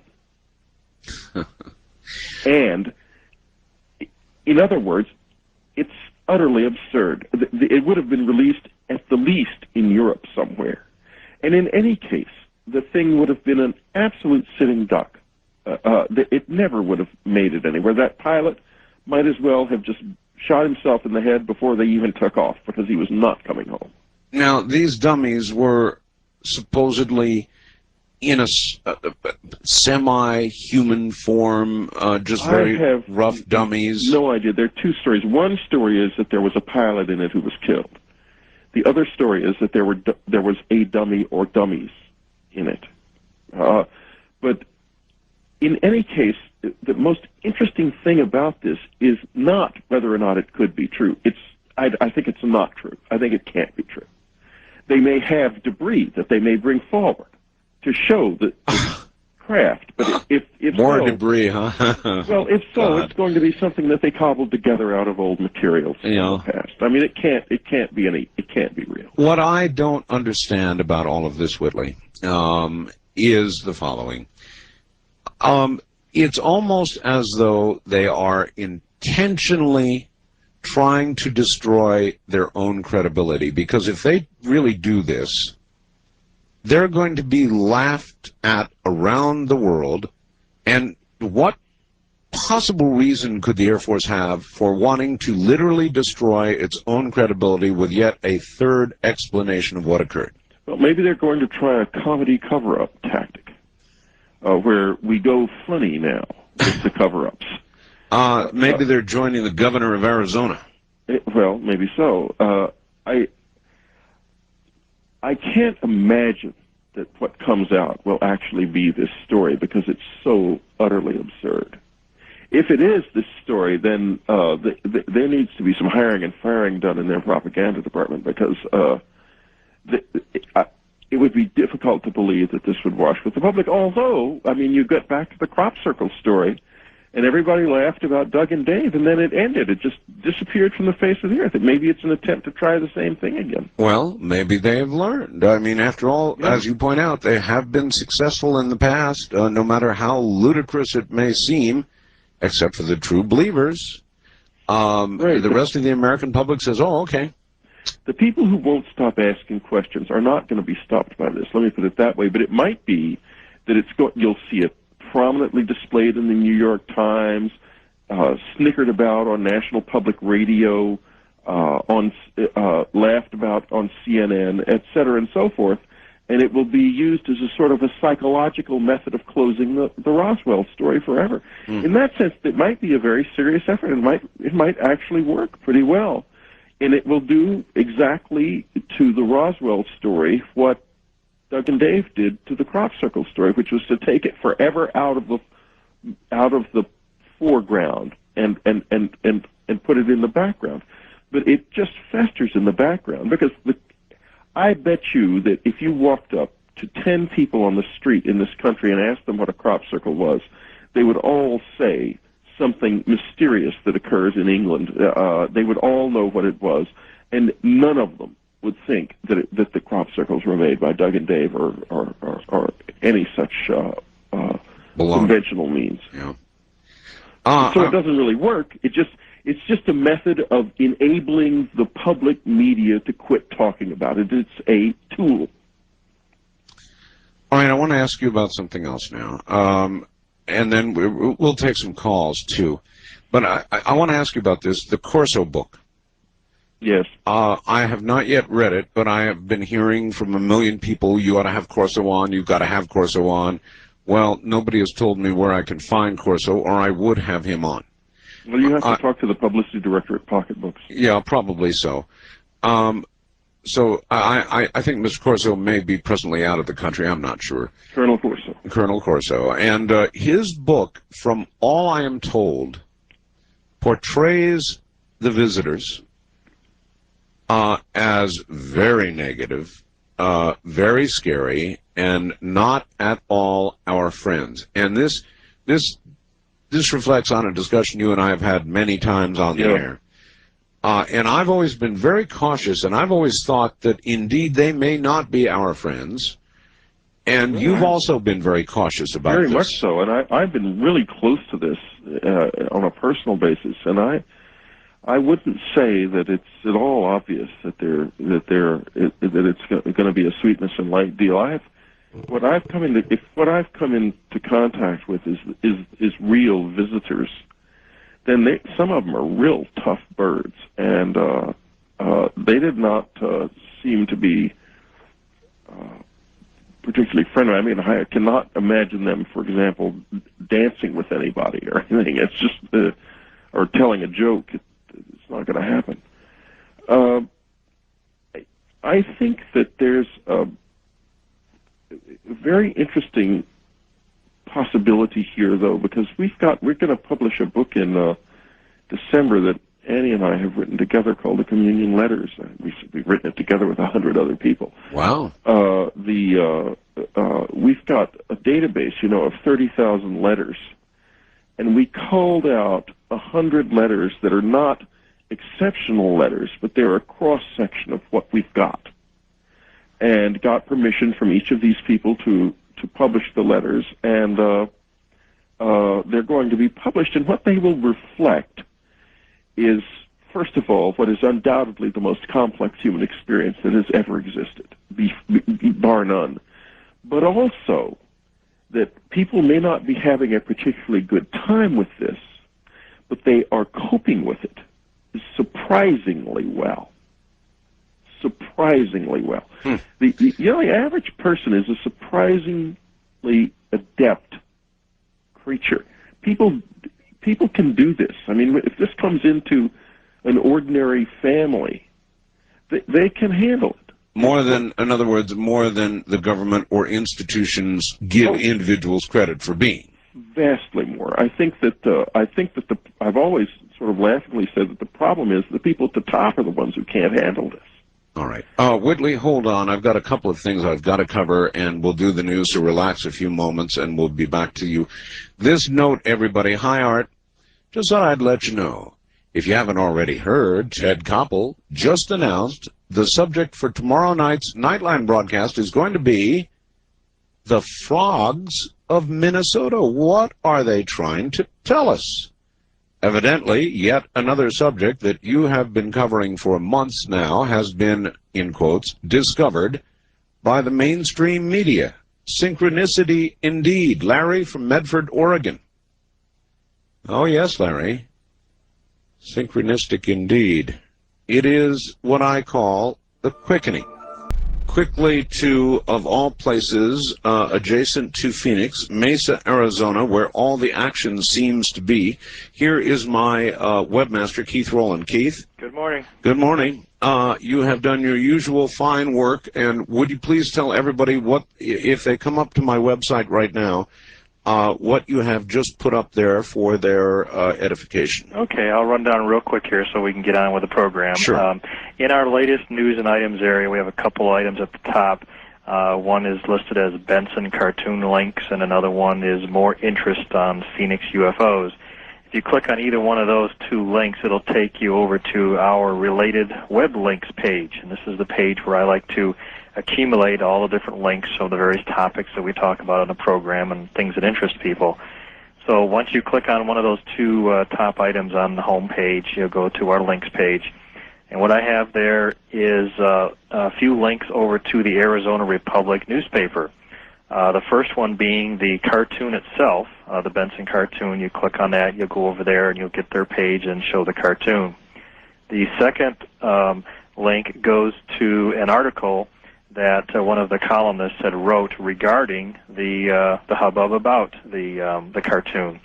So there's another article there about the cartoon controversy. Is that the Associated Press version, do you know, the one that says editorial cartoonist unapologetic amid storm over bombing image? No, this is a new article by an Arizona Republic reporter. It's also dated June the 20th, so that makes it today. And believe it or not, they have a post your opinion of Benson's cartoon link. No kidding. So there you go. So you've got all of that up on the web right now. Okay, then after that, we have a few more links for the Phoenix UFO sightings. Also in the Arizona Republic is a news story also dated today, June the 20th, covering all the things that have happened regarding the new coverage of this episode, talking about even Francis Barwood and all the stories that have been running on the networks and so on. And they cover a lot of details, and there's a very lengthy article on the web with some links to some other stories that they've done. They talk about Governor Fife Symington and what he's done, and they have some quotes and a pretty good little story on the website there for people to look at. And then we still have another link to the CNN story and some of the original links to some of the websites that have some of the original pictures from a few months back. Good deal. Okay. Listen, one more question. Sure. Are you confident about your water supply down there? Don't drink the water. Thank you, Keith. Good night. Good night. All right, that's www.artbell.com. www.artbell.com. And if you want to see the cartoon, I wouldn't call it a cartoon. To me, it's just a flat, damned outrage. An absolute outrage. It's an outrage. Let me give you one more time the Arizona Republic switchboard number. I checked it out. It's area code 602-271-8000. Area code 602-271-8000. Maybe there's a nice job for Mr. Benson at a small, obscure, little bi-monthly newspaper in a Midwest town, someplace or another. Back now to Whitley Strieber in San Antonio, Texas. Whitley. Yes, sir. The World Wide Web is indeed a wonderful tool, isn't it? Indeed it is. And I have this feeling that if we are to be saved in terms of information flow that is not restricted by nor controlled by the government, it is the World Wide Web. Yeah, if you can learn to discriminate, it's a great place to go. It's full of information, but it's always hard to tell what's for real and what's not. That's one of the problems with it. But I think people are getting rapidly more sophisticated about that. Brian in Fort Wayne, Indiana, writes the following. Re-dummies. Hi, Art. The recent news release of dummies being dropped from weather balloons to test parachute drops is too absurd. It can only be disinformation, a disinformation campaign to shed light on the initial cover-up. And I can't imagine how anybody contemplating the release of such a story could regard it in any other way. Whitley, can you? No. As I said before, I thought that it seems hard to believe that they're going to release this, and yet, if you read this month's Popular Science, which has a story on Roswell, it certainly suggests that they think that it was some kind of an exotic aircraft, connected with something called Project Paperclip. Again, an aircraft designed by these two people, Horton brothers. Yes. Now, it could be that if that's true, what the Air Force is really trying to cover up with this latest story is the fact that an extraordinarily advanced aircraft did crash at that time. That was one of ours. The problem is, it's been 50 years. Why continue to try to cover that up? It doesn't make sense, because surely whatever technology was present in an aircraft then would be common knowledge by now. You betcha. So that story doesn't hold water. And in addition, the Project Paperclip, which I've known about in the past, as I understand it, was not an operational project, but more of it was speculative. And the Popular Science article seems to imply that a belief that the ship that they were referring to was actually built. I don't think that the materials that they had available in those days would have been able to sustain a structure moving as fast as this aircraft was supposed to be able to move. In other words, it would have just fallen apart. All right, I want to turn the conversation for just a second. Then after the bottom of the hour, we'll go to the phone. So, everybody's going nuts trying to get through here, and I understand that. Tomorrow night, Ted Koppel is going to be covering the mutation of frogs, something that I've been covering for a very, very long time, along with other ecological problems that we're presently experiencing, that which I put in my book. And It's called the quickening, and I believe firmly, Whitley, that we really are undergoing a quickening. And It would seem so. It may be going faster than even I thought when I wrote the book. We've got an ice shelf about to break off in the Antarctic. We've got single-celled animals in the Antarctic beginning to show DNA structural changes, which is really frightening. We've got ozone holes opening up that are astronomically large.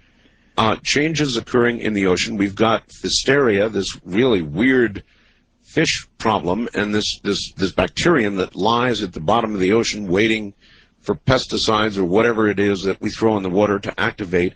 I could go on and on. Our environment is sort of crumbling before us, and I thought I'd just get your comments on it. I'm sure you've had time to think about it. Well, my first comment has to do with the El Nino that's developing in the Thank you. That's one I didn't mention. Thank you. Right now. Because this El Nino is unusual. First, it's the strongest one that's ever been recorded, and second, it's happening at exactly the wrong time of year for such a thing. Yes. And the problem with it is that at the moment we believe that the El Ninos have to do only with surface water. In other words, the water within 50 feet of the surface. Mm-hmm. But if that's not true, and if this energy is dissipated in part beneath the surface, the heat energy, I mean, and it causes changes in ocean currents, it could cause very, very extraordinary changes in weather patterns and so forth. As it is, it means that Indonesia and northern Australia are going to experience a very severe drought at a time of year when it's usually quite wet, especially in Indonesia. So it's a symptom, that El Nino, like the Larsen ice shelf we discussed a few months ago, Yep. Becoming unstable is a symptom. And people think, they always say, well, what can we do about this? The National Weather Service is beginning to issue some really alarming bulletins about this building El Nino, and it was documented, by the way, before they began talking about it, by Stan Deyo, who simply looks at temperature differences at the ocean point, and saw these hotspots building. Yes. Incredible hotspots, and that was a precursor to the announcement about the El Nino. Well, we've had weather down here in Texas that you would not believe in the past few months. I know. San Antonio has had weather unlike anything I've ever known here. I mean, it's really been strange. We've even had, for the first time, tornadoes in this area. And, of course, north of San Antonio, there was a terrible tornado that hit in Jarrell in north of Austin. Yes. But our weather has been shocking. It's been really violent, and it has to do with this flow of unstable air coming out from the Pacific and across Mexico. Well, I think that now we'll get into more of the philosophical, I suppose, but I think that it's almost a done deal. My contention in this book is that we are headed toward an event.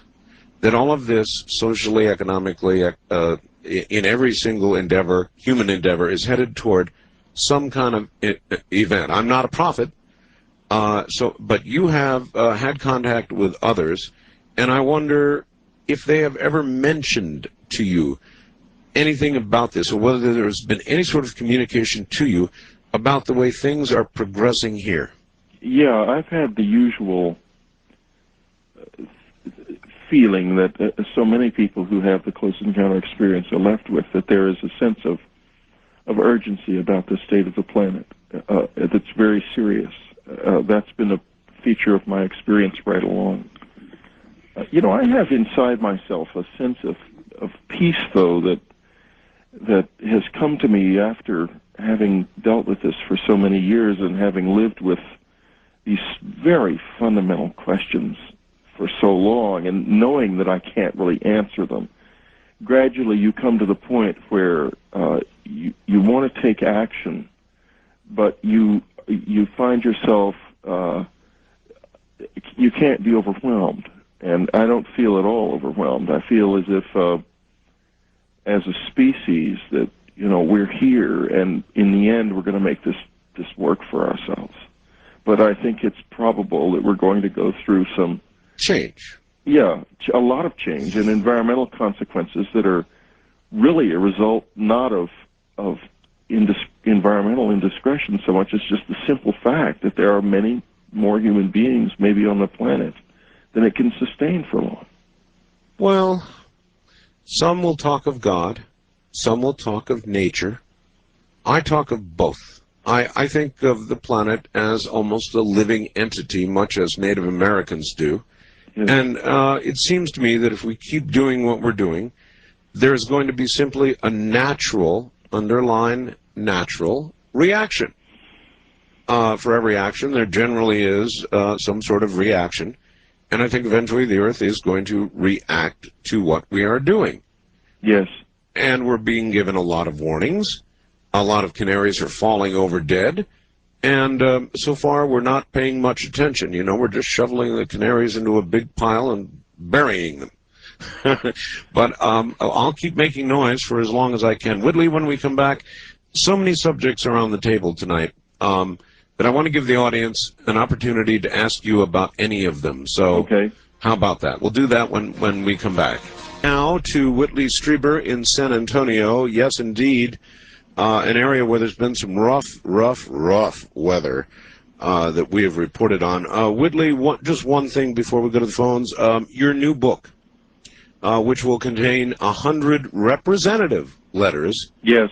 When will that be out, and where can people get it? Well, let me tell you what I have out now, just so that everybody knows.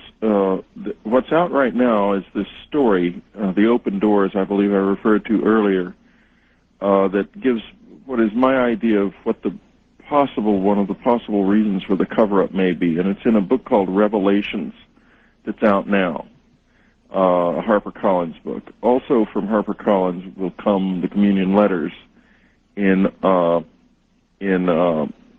December. Oh, December. And then next year, St. Martin's Press is bringing out Communion 2, which I think is going to surprise some people a great deal. Uh-huh. We'll find out what that's about when it comes out.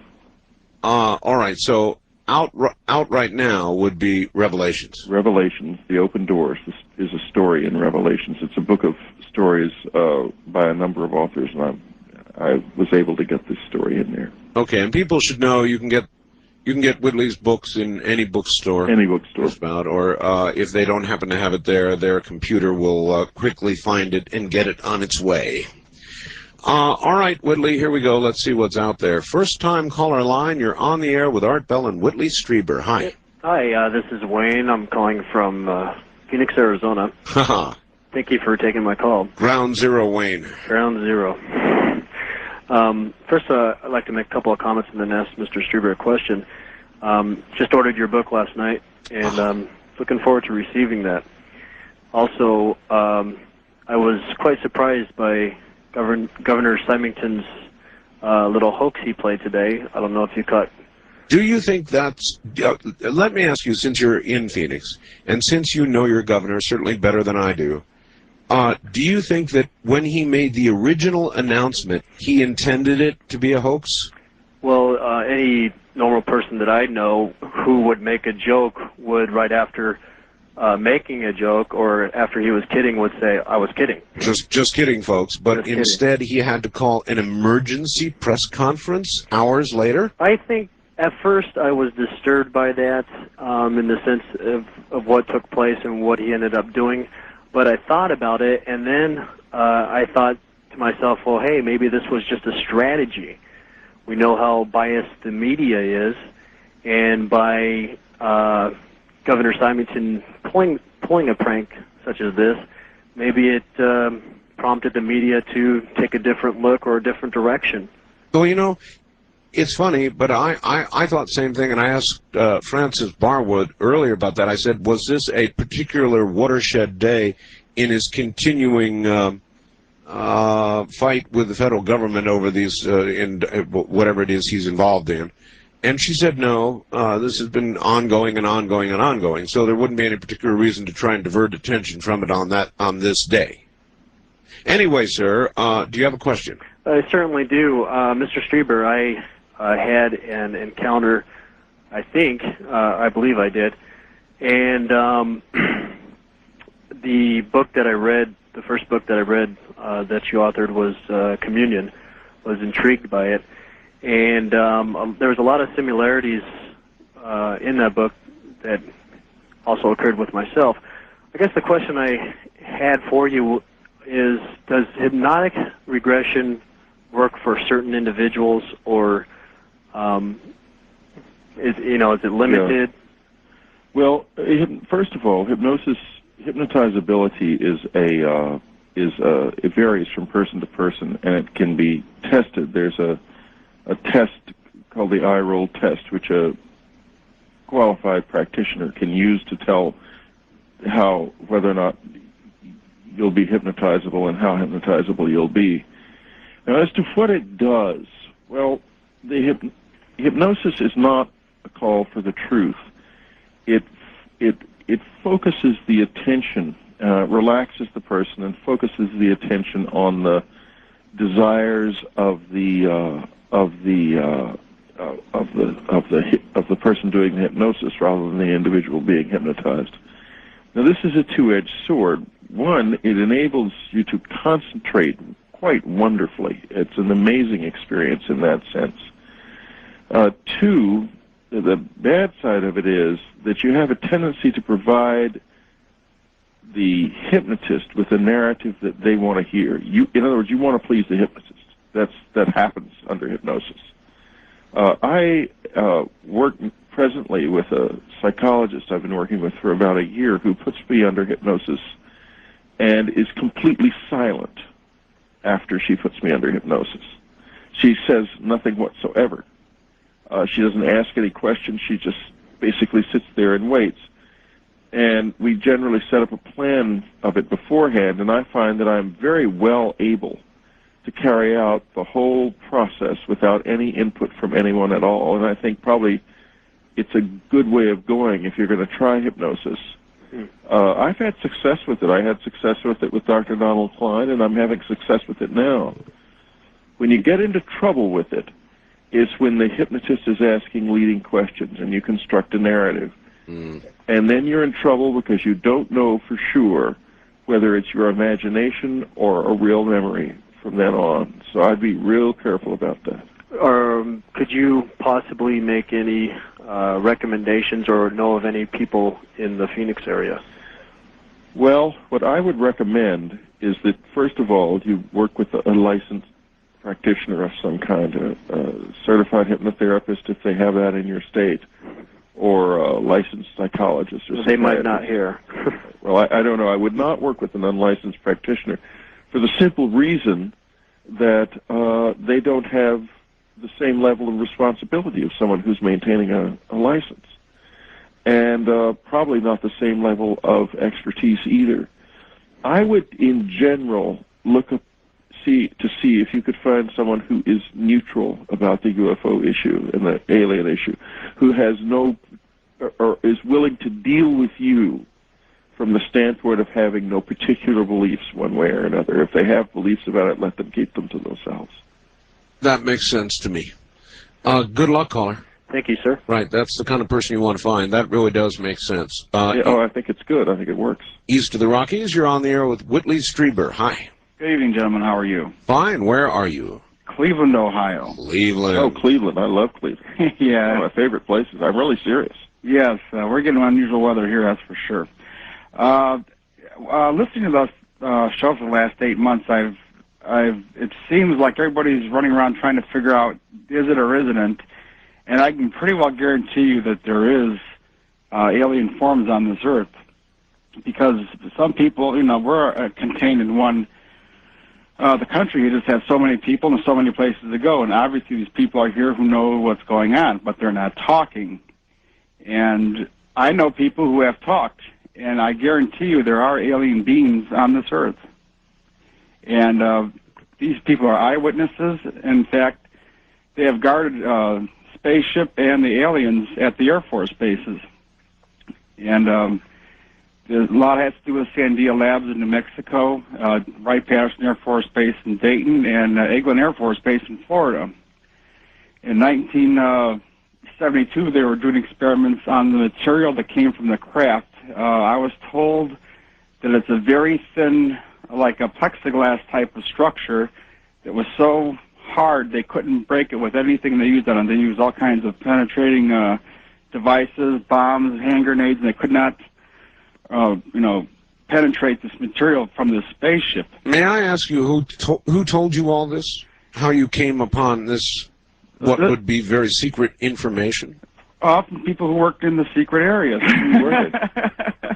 I mean, after a while, you just get tired of holding things inside of you, and I guess you just start, babbling, But now they've had this stuff for many years, and this is where they told me the basis of all this new plastics and polymers, these long-chain polymers. But the problem is if you can't offer us any documentation or tell us who they were, you could just be making the story up. Well, the Air Force Security Police.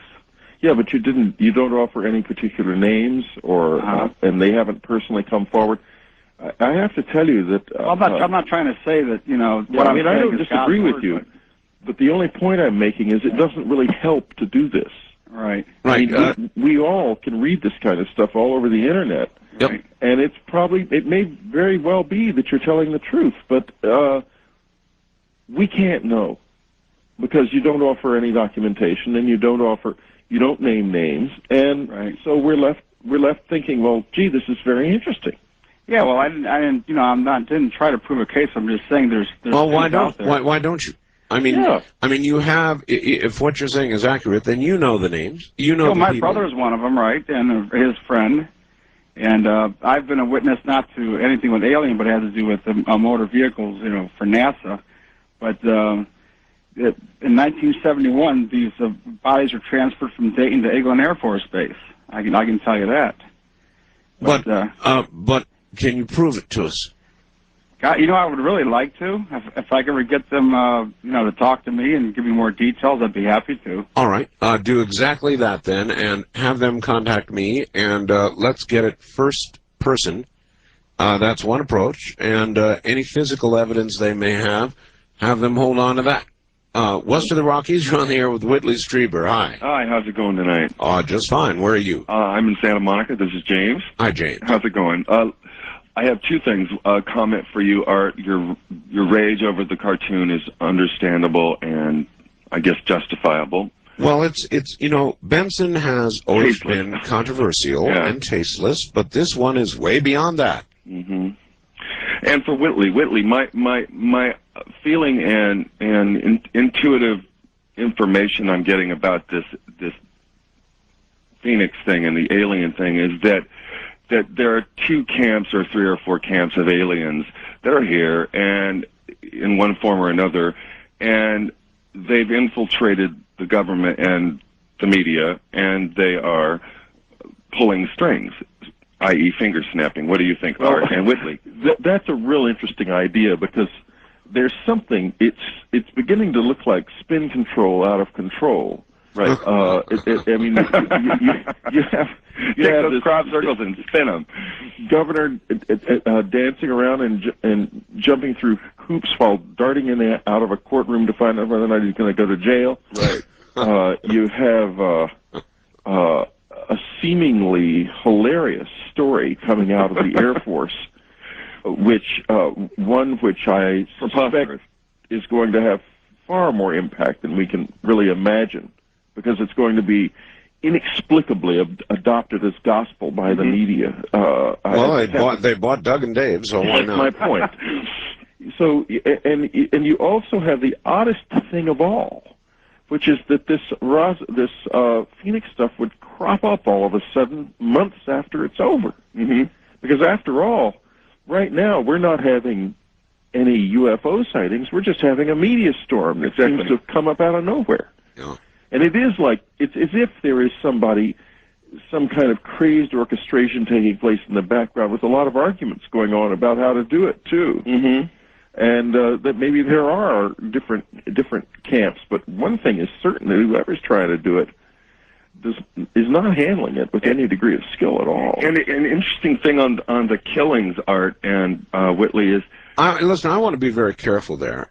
These killings, I reported them as they occurred. One was obviously, or seems to be, a murder, maybe random act of violence, maybe. And the other is being reported as an accident. However, I'm not trying to suggest there is some great conspiracy, but it is worth noting that both of these men were in very specific, sensitive positions. Exactly. And that has to be noted. I mean, it has to be noted. But now, you didn't start reporting these deaths until today, right? That's correct. Okay, well, 4 days ago, I have these really incredible lucid dreams, and I was observing these, I'll call them other entities in my dreams, killing people. And I said, why the killing? Why are you killing people? Stop the killing. And then I was transported to someplace else in the dream and wasn't given the answer. Darn, because I would sure like to know. Yeah, and Whitley, that brings up a subject I want to cover with you. Well, it's interesting that between my wife and I, we've read over 200,000 letters. It's a lot of letters. Wow, it's a lot of letters. In 10 years, and in those letters, we have one in which there was a death connected with close encounter, and it's not at all obvious that the man was killed by the visitors. To the contrary, his death was much more mysterious. I was about to say I'm a lot less worried about the visitors and my own personal safety than I am about the two-legged ones walking around down here. Well, what worries me about the close encounter experience is this: that if it's something that we can't control, and that they are as negative as people like Colonel Corso say, they're going to transform our society and our lives in ways that are going to make it really unpleasant to live here. And that's what I don't want to see, because despite all of the troubles in this world, a lot of people have very satisfactory lives right now, and I want to see that grow, not get less. Whitley, do you feel personally safe? I never think about it. It was obvious to Ann and I back as we began to realize there was all kinds of government involvement and cover-ups, and people from Washington started wanting to come up to our old cabin and so on and so forth, that there was clearly an element of danger involved, just from a human standpoint. Not only God knows what the visitors are or what they may do. So I just never think about it anymore. I'm here right now, and I'm fine. Well, I don't mean so much, do you feel safe with respect to the visitors, but with all of this possible skullduggery and manipulation and all the rest of it going on. Well, I've been I remember a lot of persecution, and because I'm still standing, it's always possible that someone will, of course, decide that I shouldn't be standing. I mean, I remember stories about gas cans full of gas near. It was pretty intense when they drove us out of the cabin. We were attacked financially by Chemical Bank, by their trying to get us to sign papers agreeing to pay more on a loan than we owed them, and then suing us when we wouldn't do that. And in the meantime, money was withheld from us, and we had people putting cans of gasoline in the basement of the house. The police would not investigate. And finally, when the courts fantastically sided with the bank, even though I could show canceled checks to the effect that I had paid the loan on time, I left because I was scared to stay. It was too much for me. I felt that I was driven out of that house by an intentional, orchestrated act of persecution. And I'm just one guy. I'm not going to fight that. I left. Yeah. Came down home to Texas, where I know all kinds of people, and it's not so easy to kick me around. If they want to kick me around in the courts, I'm going to have to work hard to do it. Do you now spend most of your non-tour time in Texas? I spend my time real close to home in San Antonio, surrounded by friends. I hear that.